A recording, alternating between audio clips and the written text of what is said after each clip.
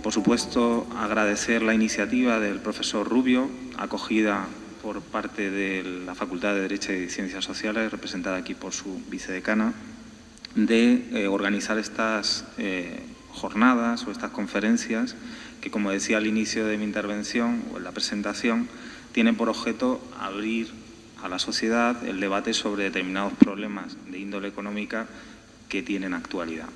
Por supuesto, a FUNCAS es un placer, estamos muy agradecidos de que nos hayáis elegido como sede universitaria para plantear esta problemática y llevarla a la sociedad.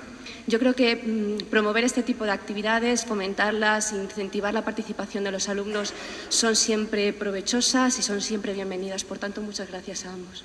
El mensaje que os querría transmitir es que en estos tiempos que se habla tantísimo de economía, cogéis el periódico, encendéis la radio o en Twitter, lo que sea, es imposible escapar de noticias económicas. Estamos rodeados de la economía por todas partes y todo el mundo habla de economía y todo el mundo tiene opiniones sobre economía.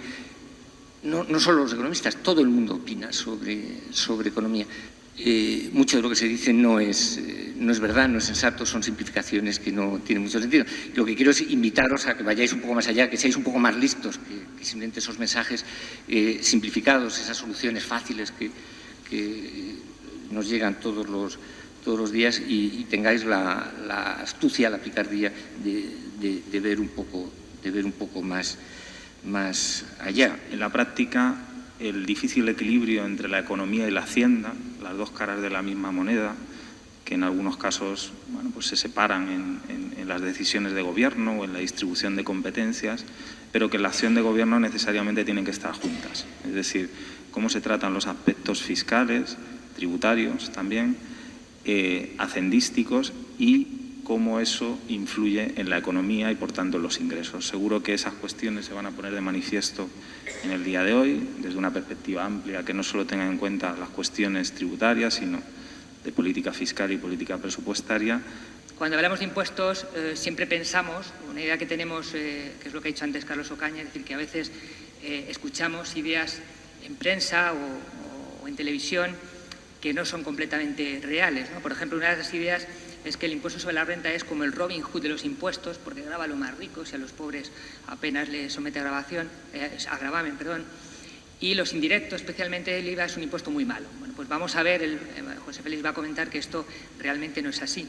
La evidencia empírica dice algo que es contrario a esta idea que ha calado en nuestro subconsciente.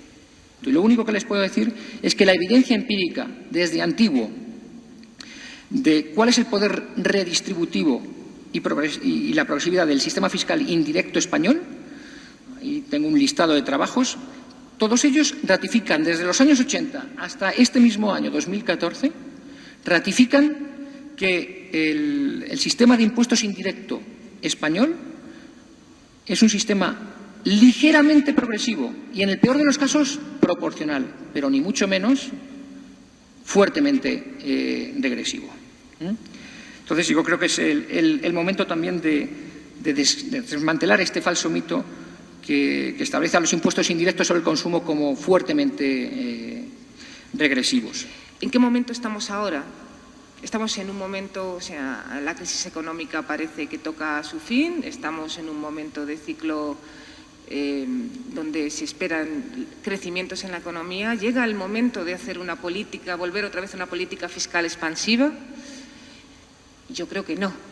Yo creo que lo que tenemos que hacer es aprender de lo que hemos vivido, seguir trabajando en un esquema de austeridad y de eficiencia en el gasto público, en priorizar los gastos y, sobre todo, mirar a ustedes, que son el futuro, y no dejárselo hipotecados. Fundamentalmente, se ha pasado de un mayor peso relativo de la imposición directa a la imposición indirecta, fundamentalmente vía IVA, mayor fortaleza de las fórmulas IVA, pero también de los impuestos especiales, y se ha incorporado como un elemento fundamental en las reformas tributarias lo que se denomina el argumento medioambiental, la fiscalidad medioambiental. Y todo ello dentro de una restricción financiera muy estricta. la lectura que podemos hacer al respecto es que el sistema tributario no tiene por qué ser más regresivo con este tipo de propuestas, por dos razones fundamentales. En primer lugar, por lo que se ha comentado aquí. De hecho, la fiscalidad indirecta no tiene por qué ser regresiva si lo analizamos desde una perspectiva global. Y, en segundo lugar, porque cuando hablemos de progresividad o regresividad de un sistema fiscal hay que analizar las dos vertientes, que son el ingreso y el gasto.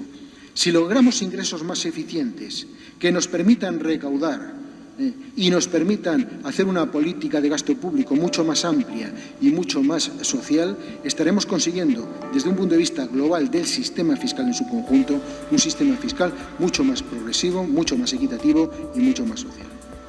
Por mi parte, nada más. Muchas gracias y quedamos a su disposición.